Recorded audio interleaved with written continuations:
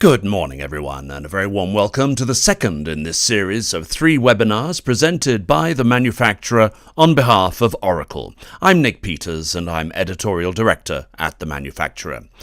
The title of the presentation today is 4IR, Connected Demand and Logistics. The goal of the presentation, as with the rest of the series, is to bring into sharper focus for you the opportunities and possibilities that the new technologies that come under the umbrella title 4IR or Industry 4.0 offer manufacturers. In this instance, it is to learn how to achieve total supply chain optimization. This is a significant priority for manufacturers when it comes to deploying these new technologies, as our own annual manufacturing report 2017 discovered. Here to explain more, it is my great pleasure to introduce Vikram Singla, who's Oracle's Production Innovation and Supply Chain Lead. We'll also be hearing from Jonathan Gray, who's Operational Excellence and Industry 4.0 Lead at Hitachi Consulting. You can ask questions during the presentation. Just click the Q&A button on your screen, add your name and your question, and the presenters will get to it immediately after the end of the formal presentation. Gentlemen, thank you very much. I believe Vikram is going to start us off. Thanks, Nick. Hello, everyone. Today, we'll cover the following items. How does demand and logistics, basically the whole supply chain, changes within the context of Fourth Industrial Revolution, and the changes that are involved from a classical sort of people, process, and technology perspective. And then finally, we'll go through a couple of examples of companies that are already on this journey, and also talk about how you can split your own path in various chunks so that you don't boil the ocean in one go. So let's look at sort of how supply chains are structured. Means the term supply chain is relatively new, only a couple of decades old, and it does cover a lot more than just trucks and sheds, as some people think of it. And unlike the factory-centric world a few decades back, these supply chains have grown in complexity as the markets have become global. The suppliers can be anywhere in the world, but you got to ensure that you can deliver, or they can deliver your brand values. The factory sites have been going through a bit of a cycle in terms of offshoring, then nearshoring, and to something called right shoring now. And more often than not, multiple transportation modes are used to move goods through, and some form of outsourcing involving 3PLs, i.e. logistics service providers, is rather common. Even the warehouse capacity is being outsourced at times, and it is your responsibility to ensure all the movements happen within the framework of local import-export laws. However, all this complexity needs to come together to deliver meaningful customer experiences profitably. It is a bit like the car. You basically just want it to work and not really worry about the complexity in the engine or how various bits come together. And it's probably no wonder then that a lot of the supply chain leaders actually nowadays are moving to the boardroom. There are examples from companies such as Apple, General Motors, and Intel, etc., etc. And as we discussed in the first webinar, many businesses are shifting towards sort of services or experiences-based business models to drive their competitiveness. And the more you shift towards these models, the more your supply chain complexity needs to be managed flawlessly and efficiently. Okay, so looking at it from a sort of 4IR context, in the first webinar, we said that these technologies help you move towards this mass customization at mass production prices, and hence enable the service-centric business models that we just talked about. So let's just go into a bit more detail and see what does that mean from a supply chain perspective. And the first point is to really think of operating multiple supply chains to satisfy different needs of different customer segments. John Gatona, a leading thinker, talks about supply chains as living things that should be looked at from outside in, i.e., customer's perspective. And he talks about at least four key segments. The first one, hedge and deploy, that is to primarily go after ad hoc demand from occasional customers. Second one, lean, which is to really go after predictable demand, but from customers where you're not necessarily the key supplier. Third one, continuous replenishment, i.e., predictable demand from your key customers. And finally, agile. So that's basically unpredictable demand from key customers with a near perfect response. This is probably your key set of customer segment, and your ability to understand these customers is kind of really what differentiates you from the competition, makes you a lot more sticky as well. You can, of course, have more than five, but this gives you a starting point to stop having one size fit all type approach and really look at multiple customer segments and multiple supply chains. And the second point really is to drive step change in the productivity. And the key here is to move towards usage based business processes rather than rigid daily, weekly, monthly, etc., processes which are based on a lot of buffer. And the objective is rather simple: leverage the information and free up physical stock and the capital that is tied up. I'm going to pass over to Johnny to discuss this in a bit more detail. Thanks, Vikram. Now, as Vikram mentioned, today we're going to focus on 4IR and the supply chain, and therefore the connected demand and connected logistics as part of the connected enterprise. Now, in many cases, manufacturing is also considered a supply chain functional responsibility, but we'll cover that on our next webinar alongside connected product and connected service. One of the key challenges for the supply chain function is to balance the various trade-offs per supply chain segment. Now, you need to consider service level, fixed assets, working capital, fixed and variable costs in order to deliver a predictable EBIT. Now, once defined, you need to align your entire supply chain, which, as we said, is a pretty complex beast, towards these objectives that you've set. Now, you have different levers to play with. Improving demand accuracy generally has the most significant impact on overall performance, with lead time reduction coming in a close second. Now, the whole system also needs flexibility to respond to changes in demand without incurring dramatic changes in the cost profile. And this affects customers, suppliers, internal capabilities, as well as outsourced providers. Now, you want agility, but you also want predictable outcomes. I've had many clients where, despite top-down target setting has provided direction, performance against these targets is not as expected. Now, this isn't through underperformance of any part of the system, but it's due to misalignment or inaccuracy and delays in information being sent throughout the supply chain. So one of the first steps to solving this challenge is to get connected across the supply chain. All the technologies exist today that will allow you to achieve this. And in fact, many technologies have been around for a while. They just need to get connected, whether that be PLCs and production system, or RFID tagging in the distribution network, or GPS and geolocation on transport. Now, really the benefits from connecting the whole system is far greater than the sum of connecting and optimizing the parts. So once you're connected and you have your close to real-time data flows successfully integrated into your systems, you'll have new levels of visibility. So for your factories, you'll know at any given moment, what is it producing? What is it planning to produce? At what level of yield? Your transport, whether that be land, air, sea, should be able to tell you, where is it? Is it likely to be delayed? What and how much is it carrying? For each warehouse, you can tell where your inventory is, what and how much have we got. And you can keep track of your inventory at the customer, so where is it, how much is being used. Vendor managed inventory is becoming the norm in many industries, and this visibility is required for the vendor to predictably control customer inventories to ensure they have what they need when they need it. Now, all of this information comes to, say, a central control center, where they're asking, what's going on? How do I optimize the network? And how do I balance those trade-offs? To answer these questions, we're in the world of big data. And then add to that ambient variables, consider the impact of weather, traffic, and everything else we can measure around the supply chain.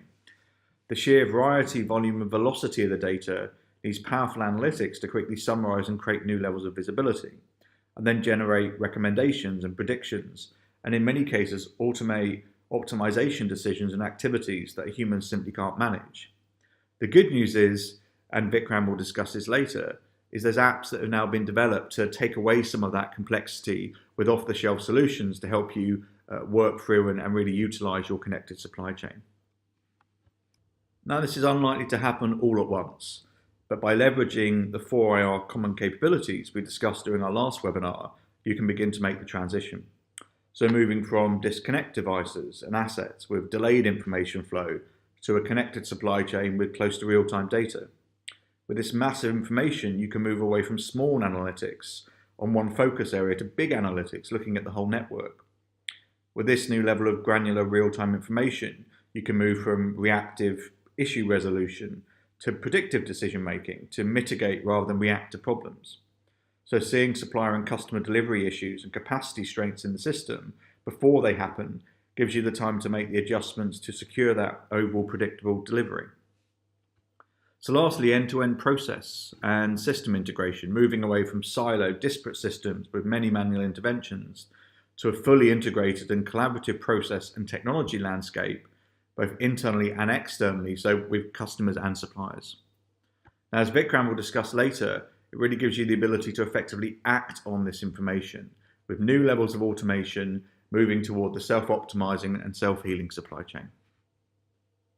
As is becoming clear, this is a large-scale, multi-year transformation. So where do you start?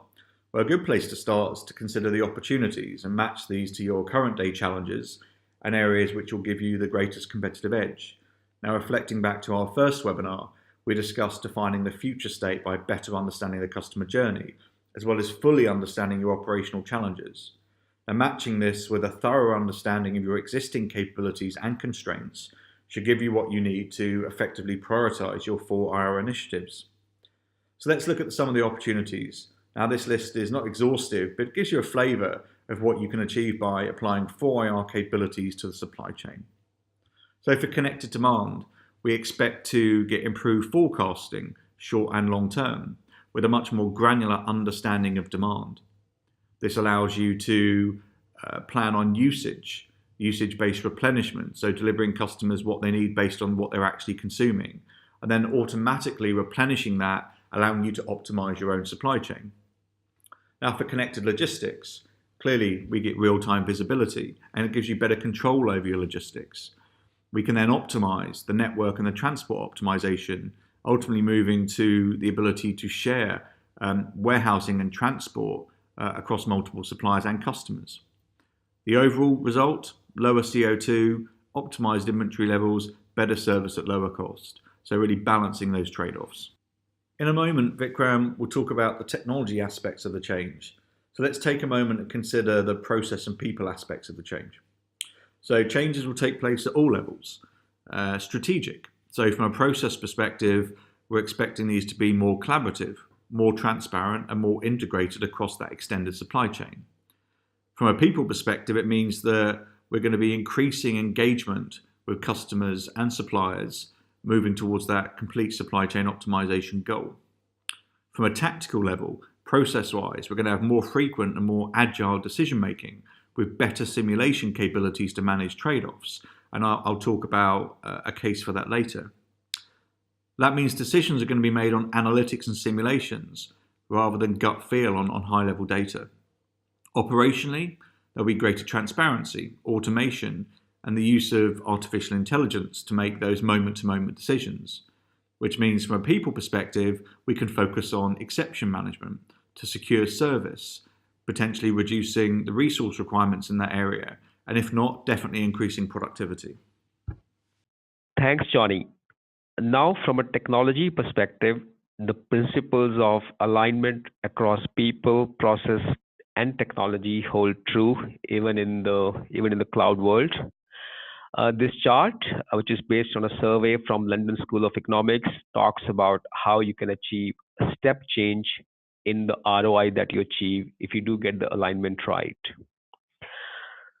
So what I'm going to do now is sort of talk about a couple of technology elements in a bit more detail.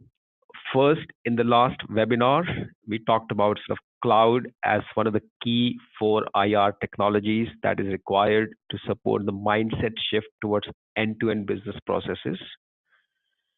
And then second, we talked about various ecosystem dimensions, including marketing, social, etc., that can help you collect more data, analyze it, but most importantly, feed that data into one of the business processes so that you actually act on it and do something real. And now, in terms of Internet of Things, i.e., IoT dimension, the data exhaust from fleet has never been higher. The estimates suggest that there would be 20 million connected trucks by 2020, and an average vehicle would produce about 30 terabyte data daily by 2025. So the key really is to not get lost in this maze of data, but drive meaningful actions. And from Oracle's perspective, what we have really done is kind of launched a couple of applications, for example, around fleet monitoring, which helps you monitor and visualize the complete fleet that you have, track location of each vehicle, analyze the stops, analyze the speed, geofencing, etc., understand the utilization of the fleet, and then really understand the overall fleet performance. However, most importantly, the real point is that these insights can be used to actually act on that data and by feeding the data into your end-to-end business processes. And as you mature further and collect more data, you can start to leverage artificial intelligence, i.e. AI principles, to support your decision making. So again, we are working on these applications, and I'm going to talk about two in the context of supply chain. The first is around customer segmentation. Again, we touched on sort of outside in and how you need to have multiple segments. However, determining these segments have always been tricky, and they probably change by the time you have defined them. So this first application is really about behavioral analysis and proposing initial set of segments, again, helping you move towards mass customization. And the second is transportation planning. So the aim here is to deliver a superior customer experience at lower cost. So the application here will aim to propose the best carrier given the route, the time, the load, and so on. However, as we said earlier, there is plenty that you can do today, even before you start jumping on the latest set of technologies. To discuss exactly that, I'll hand over to Johnny. In this next part of the webinar, we're going to walk through some of the use cases or the building blocks for connected demand and connected logistics. For connected demand, we're looking at forecasting and planning aspects. And for connected logistics, we're focusing on the delivery or distribution aspects. Now, we've mentioned the vision of complete supply chain optimization a few times now. And if you look at the big picture, we're talking about integration with your supplier supply chains and your customer supply chains. So we refer to this as the extended supply chain. The opportunity for improvement here goes beyond what you can achieve in your direct supply chain and the immediately visible benefits. So if you can begin to optimize your entire network, you should be able to create benefits for all parties in respect to production and logistics optimization, energy consumption and CO2 emissions, inventory optimization, and potentially cost price adjustments that can be passed from suppliers to you, to your customers, that these efficiencies can generate. Too often we see limited information flow to suppliers. Periodic forecasts help, but clearly the better and more real-time you can provide information to your suppliers about future needs, you'll receive better service and ideally better costs. At the same time, closer connections to your customers to get the best possible picture of demand will clearly help you manage your supply chain more effectively and more efficiently. The customer, however, will expect improved or at least good service and better lifecycle costs. Now, collaboration in both directions really needs to step up a notch and should be an integral part of your strategy, as I mentioned earlier. Let's walk through the connected demand use cases. So starting from the left, the first box focuses on getting the best picture of customer demand. Now, there's still clearly a place for customers providing forecast information to you electronically, either through manual intervention or through EDI. There is, however, a better way. If you can have a view of customer inventory and a real-time view of actual consumption of your products and consumables, you can get a close to perfect view of future demand, both short-term and long-term, by applying analytics to those order patterns, consumption, and customer forecasts, which help you understand normal consumption, but also the special events that may impact those normal patterns. This could be information flow from machines, which highlight when consumables are running low. We get this today with our home printers, for example. New sensor technologies can identify when things are running low from storage containers. Consider sensors in gas containers that let you know how much is left and the rate of consumption, or sensors in waste containers letting you know when it starts to fill up, or the monitoring of customer inventories letting you know what's left on the shelf. So in summary, this first use case helps you capture real-time usage and consumption data through IoT to increase forecasting and demand planning accuracy. Next, you can add auto consumables replenishment. This also applies to parts in connected service. Using the new information flow, you can ensure that your customers have the inventory they need, whilst you get to optimize your supply chain to deliver at a point in time that suits you, not just after the customer order, which normally demands very short lead times. This also creates sticky relationships with clients, ensuring that they continue to use your supply of consumables. We summarize the objectives of this use case as providing low or zero touch consumables reordering for always ready operations, whilst minimizing inventory throughout the supply chain. Lastly, I've selected Agile, SINOP, and Simulation as the final use case. Now here you're looking to optimize end-to-end multi-tier supply chain planning to balance service inventory costs.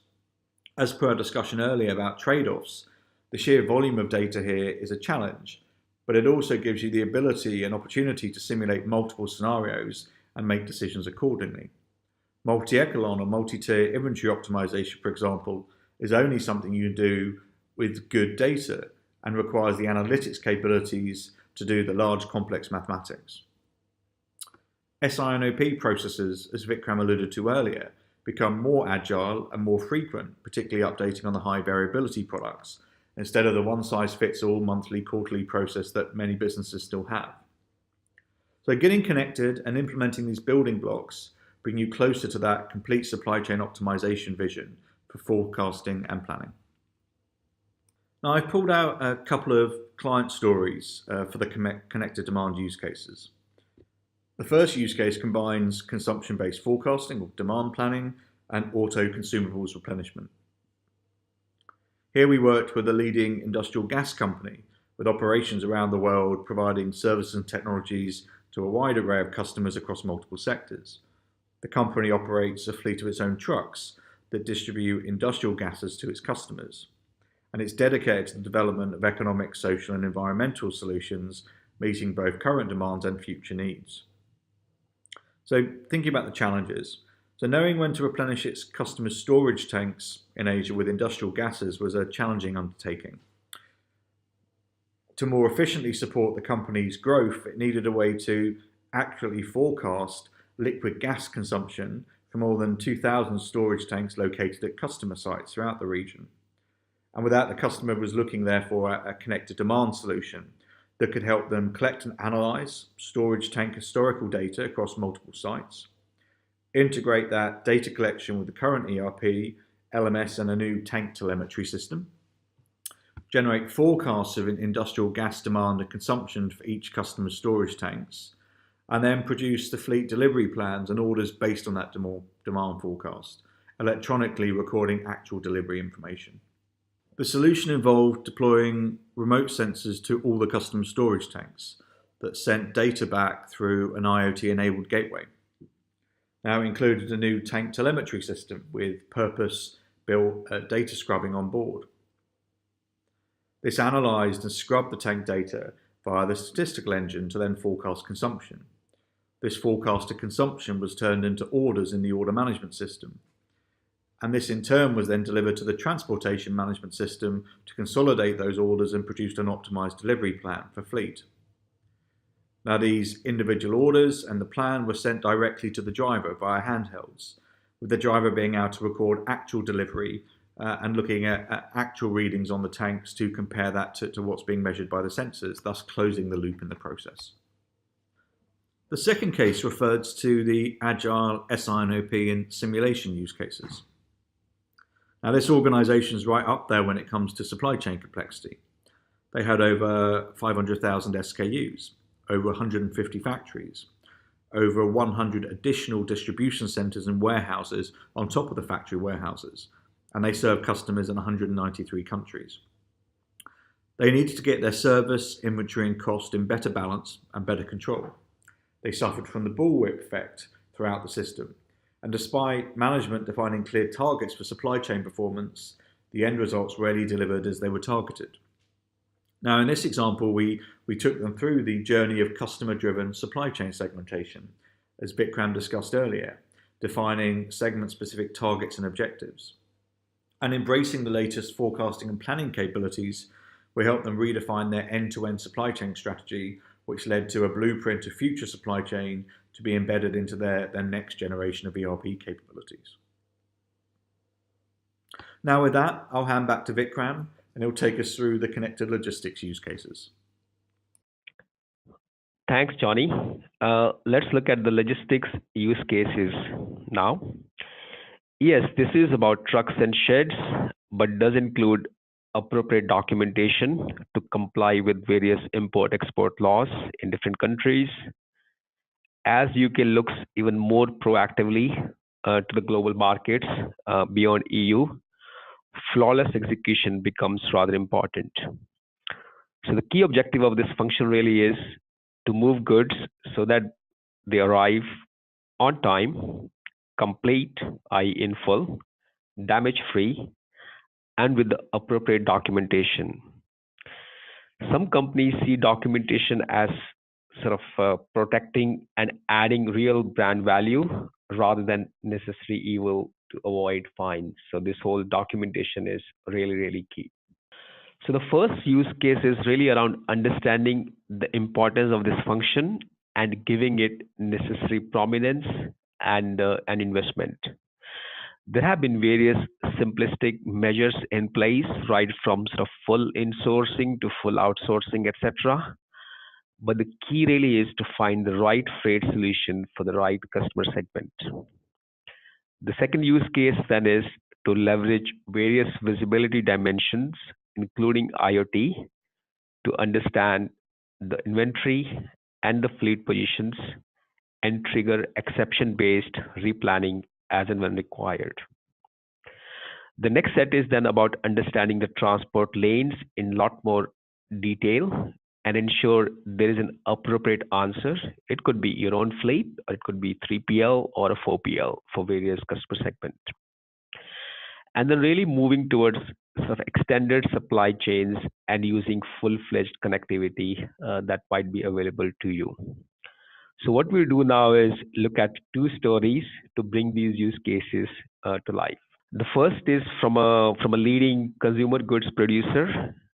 They were looking to grow quite rapidly, almost double the revenue, but were conscious of the cost pressures and the carbon footprint that they will generate. And their objective really was to keep a lid on the cost and the carbon footprint, but more importantly, take control over the logistics function and deliver an appropriate customer experience so that they could improve the acquisition of the customers and the retention rate, and hence move towards the revenue growth that they needed. And what they really did was as below. So they established a shared service center to decide on the movements, but then they leveraged the logistics companies to physically carry the movements out. And all the movement requests from various lines of business, from various countries, and coming through various systems were pushed towards the single shared service center. The shared service center then decides what to move, when to move, and how to move. But the actual movement, as I said earlier, is done by one of the logistics companies. And the result that they obtained really was dramatic improvement in the customer service while they reduced the mileage that their trucks covered quite significantly. The second story is from a machinery producer. They had their own fleet to move goods around. Their fleet included special equipment, for example, flatbeds, trailers, etc., etc. However, they were under a lot of pressure to take cost out and really consider outsourcing the complete transportation function. They actually said, let's go through a deep analysis of various customer segments and various transportation lanes before they take decision A or decision B and so on. So the key steps that they executed were feed projected demand, the transportation routes, the equipment data, and the cost data to one single logistics system. Really understand the cost in a lot more granular detail, per mile, what is the cost per mile, what is the cost per stop, and so on. And what they decided was that the blending sourcing approach is probably best for them. So use the private fleet for the shorter distances, but then really leverage 3PL for a lot more competitive corridors and so on. And they do actually track the movements and know where the stuff is, and hence letting their customers know when the goods will arrive. So with those couple of stories, both on the demand side and the logistics side, to summarize really, supply chains not just become more responsive, but have to shift towards on-demand replenishment in this new world as we start to leverage 4IR technologies and start to deliver new business models. And rather than one size fit all type approach, adopt an outside in approach and segment your base based on customer expectations, based on the demand characteristics. A lot more granular and faster data capture to be a lot more agile and customer centric. And then finally, kind of align people, process, technology initiatives so that you maximize your ROI from various investments that are going on.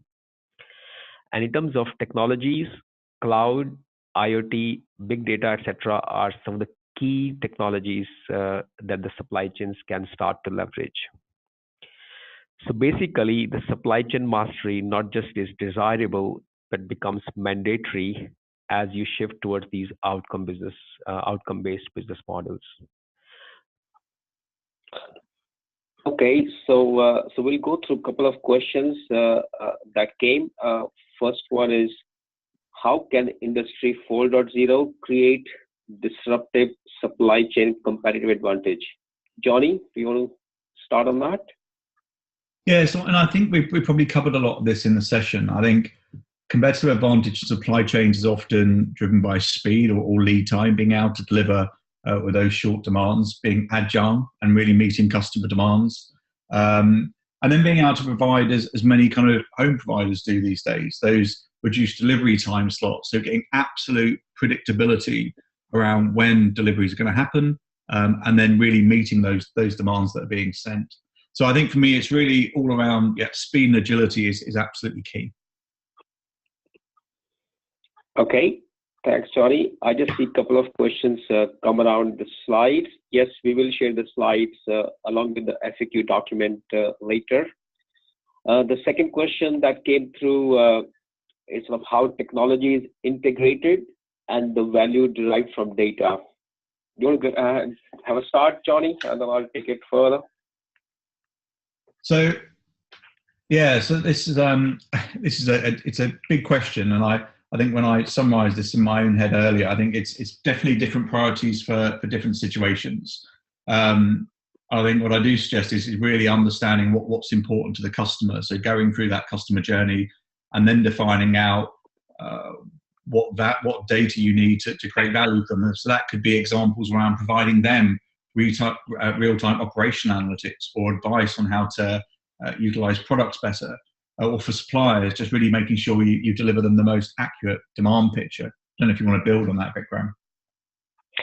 Yeah, I think just to add to that, really, I think as you said, so the key point is really, not that you detect the data and not just analyze the data, but you actually really act on the data. So I think hence, sort of the perspective around end-to-end business processes to do something that with the data is really, really important. And as you kind of look at it from that perspective, you will make sure that the technology that is supporting that process is integrated as much as possible, and you can get some real value from that data. Okay, next one, some discussion around servitization in the fast-moving consumer goods sector. Any thoughts on that? Yeah, so I think this was raised briefly at the last webinar around the topic of servitization. I think at that point we said really a lot of the efforts around servitization you probably want to be putting into your manufacturing process and your supply chain. I think we talked about mass customization at mass production prices. I think if you look at sort of supply chain and 4IR for FMCG, clearly there's an awful lot of opportunities. Particularly around the demand mastery and the logistics and distribution optimization. So some real productivity improvements available there. Just to make sure, Vikram, as well, there's a few questions come on the Q&A. Yeah. Let's just take a couple of those. First one is ADR supported for transportation of hazardous material?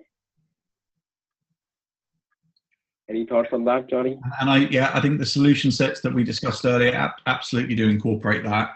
It was interesting. I actually had was part of a session with the European Chemicals Organization, who are really looking at how to become more effective at sharing data around ADR. So the simple answer is yes. Yeah, so I'll just add to that again. I think there are trade compliance solutions nowadays which can connect into different content providers and make sure that you can do your product classification, third-party screening, and so on. Okay, then just time for maybe one or two more questions. Let's take this one.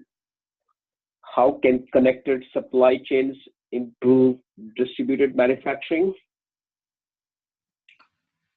Yeah, so I think one of the key challenges I often see with clients is looking across the supply chain, across manufacturing sites and distribution centres, is the bullwhip effect. So people sort of adding additional buffers around them. And I think one of the things that we've often described is the just in case buffer. So I think what's very helpful when you look at a distributed system is really getting that kind of crystal clear information flow with the same information to all parties to increase the confidence level across the supply chain, to actually avoid people adding in these just-in-case buffers in all the different elements. And actually that's one of the key drivers for what I talked about earlier, which is despite setting kind of good targets top-down, often the supply chain doesn't actually realise the results you hope for because different people in different parts of the chain are adding in their own buffers for their own safety to ensure their own delivery.